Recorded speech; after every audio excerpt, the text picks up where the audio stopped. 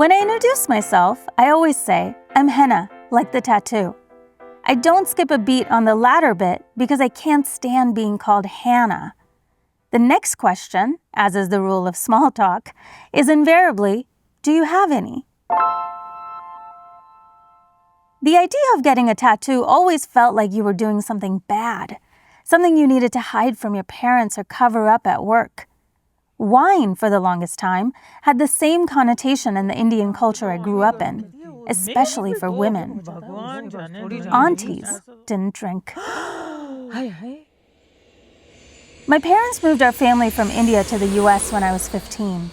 They were rebels in a way, refusing the cards they were dealt and creating a new identity in a country unknown was pretty badass. The best way we knew how to belong was through food. My mother would grate ginger and toast cumin, often handing me the spice box, urging, smell.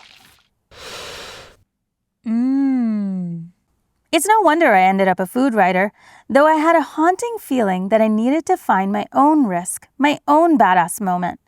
And I found it in wine.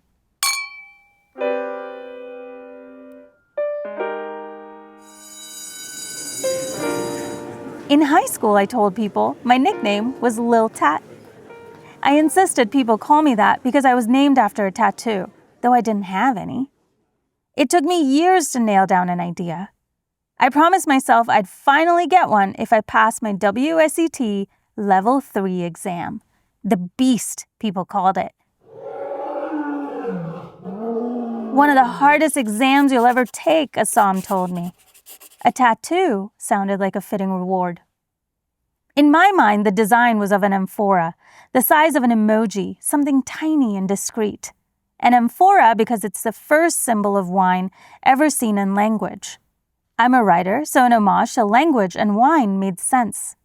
I also love ancient world wines and the stories they carry, so the amphora, a clay vessel used to make and age wine, was a great idea. Moreover, I could finally answer with a yes, look, when I introduced myself. The farmer's market my husband and I frequent in Atlanta has a tattoo parlor right outside.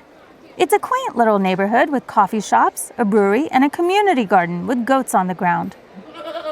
Every time we pass the parlor, we joke that it would be where I got my first tattoo.